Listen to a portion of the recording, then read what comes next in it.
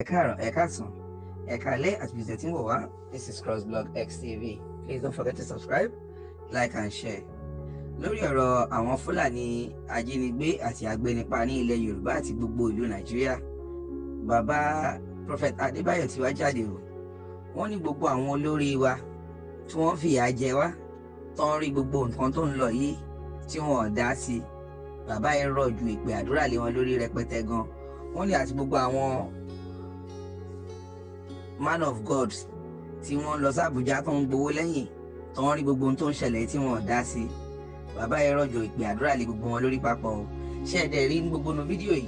Ṣé ẹ rí àwọn Haúsá yìí? Wọn ò bójú, wọn ò ṣe anything. Irú ìlú wo la wá ń gbé Nàìjíríà yìí? Àbí irú kí la wá kó sí i?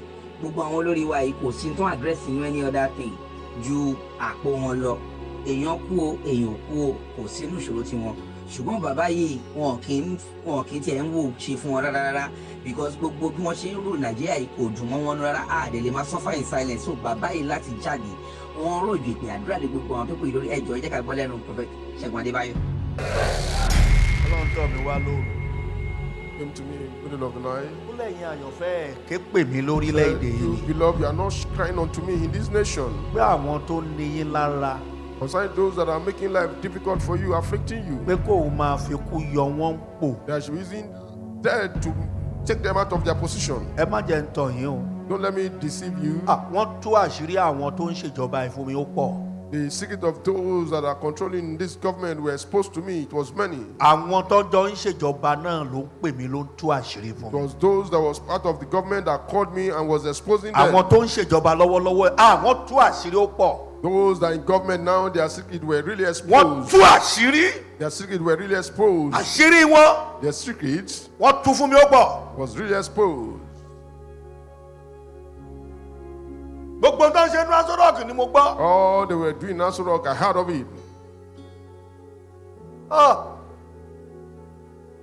Kò wá sí ènìyàn kan There's no one single person tó a lè ṣe rere, that can do something tó a good, lè jó lóòótọ́ that can be faithful, truthful. ní orílẹ̀-èdè inú àwọn tó ń pè ní In leader this nation, among these are useless leaders. Kò sí olóòótọ́ kan.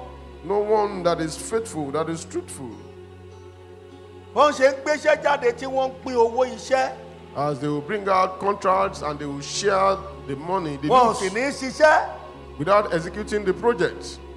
Wọ́n ò jẹ́ kó nǹkan gidi wọ orílẹ̀-èdè. They do not allow anything good to come into this nation. Ìwọ tó o bá gbé investor wá ń ṣe o máa sanwó ni o. If you are bringing an investors, you have to pay. Ẹ wá ní ká yí àwọn ọ̀dọ́ má useless. You are saying the life of the youth should not be useless. Gbogbo àwọn tó jẹ́ àgbààgbà nínú ìránṣẹ́ Ọlọ́run wọ́n dẹ̀ mọ ohun tó ń ṣẹlẹ̀, gbogbo wọn gbẹnu dákẹ́. And Kò séyìí tó lè sọ òótọ́. Those that are ministers of God, the elderly ones, they know the truth, but none of Wọ́n them could tú see it. àṣírí. The secret was exposed. Praise the Lord. Hallelujah. Nǹkan kan wà lórí fóònù mi. Something on my phone. Ẹni tó ra Benz. Someone that bought Benz, Mercedes Benz, Tó ra jọ sílé tó tọ́jú ẹ̀ síbẹ̀. kept it in his house. Kì í ṣe 20, kì í ṣe 30, kì í ṣe 100, kì í ṣe. Not 20, not 30, not 100, not 200. Ẹ̀wọ̀n bọ́ ṣe ń ṣòwò yín. Look at the way they are messing up the resources of this nation. Kẹ́ ẹ wo bí àwọn olórí yín ṣe ń ṣòwò yín. Look at the ways the leaders are messing up the resources, wasting the resources of this nation. Kẹ́ ẹ wo bọ́ ṣe ń ṣòwò yín. Look at the way they are useless in the resources of this nation. Ẹ wo Benz. Ṣé ẹ rí? Ẹ wo bí tán tó mọ́tò sí. Ẹ wo. Ó dẹ̀ jẹrà síbẹ̀. Ẹ rí bó ṣe bu. Ẹ wo bí tán tó mọ́tò sí. Ẹ wo. Ó dẹ̀ bu síbẹ̀. Láwọn olórí yín.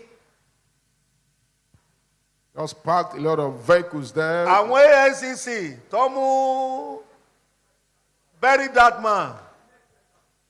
Wọ́n ò rí àwọn Fúlàní tó ń kó owó tó fi ń ṣòṣì.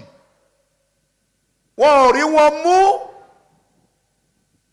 Àwọn Fúlàní tó ń kó ọ̀pọ̀lọpọ̀ owó. Ó wà níbí, ó wà lórí fóònù mi. wọ́n tún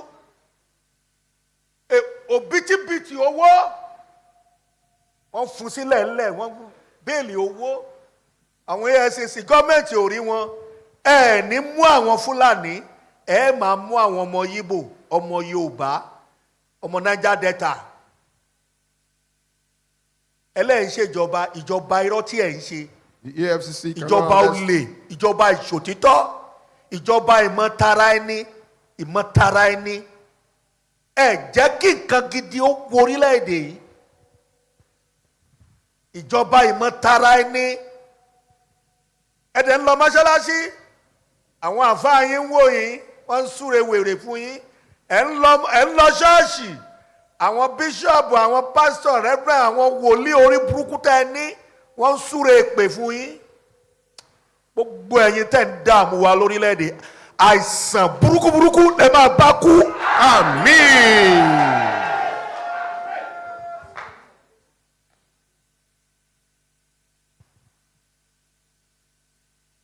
àwọn tó fẹ́ kó investor wá. Those that want to bring in investors.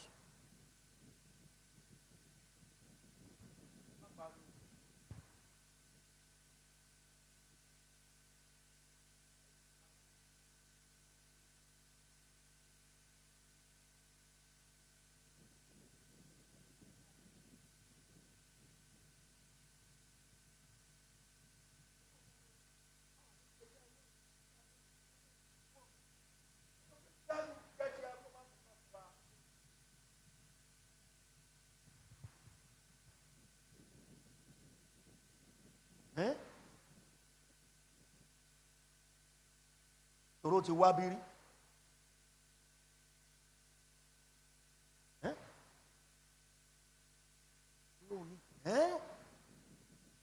Tó bẹ́ẹ̀ ṣe é ṣe oníbàwọn ṣe ń ṣe nìyẹn. Ẹ wá ní kí pọ̀njú máa ń ràn pà nílùú. Ẹni kí ìyà máa jẹ wá.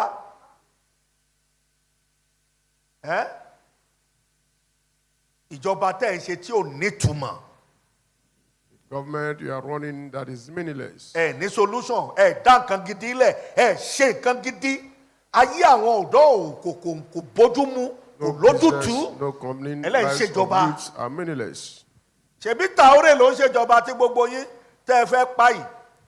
Traoré is running his own government and you want to kill him. Tẹ́ ń wá ẹ̀mí ẹ̀ láti pa.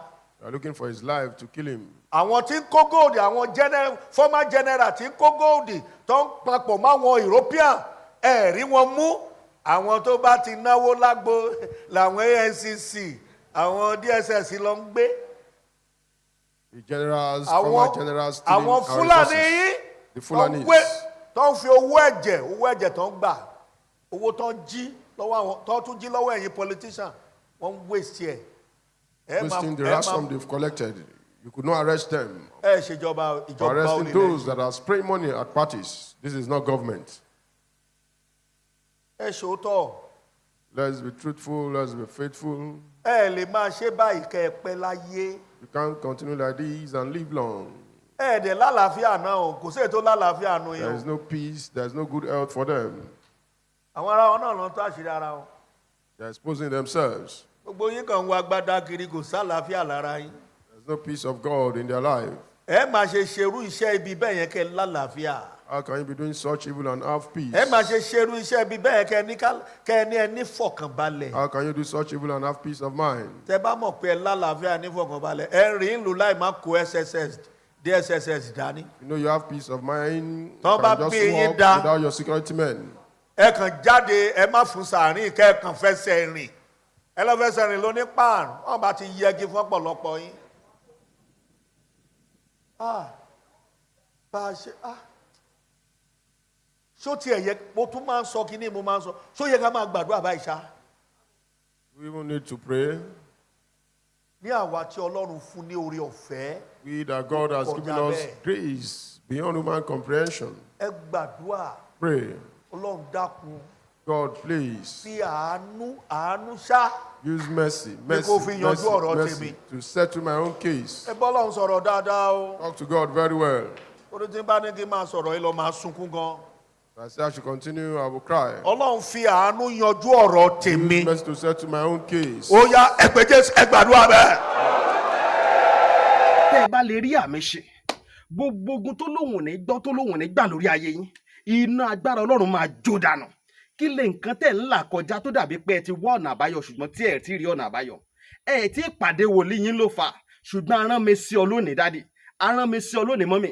Olúwa lòun fẹ́ ṣe nǹkan ńlá nínú ayé yín. Olúwa sọ wípé gbogbo tẹ́ ń là kọjá yẹn òun fẹ́ fi òpin sí.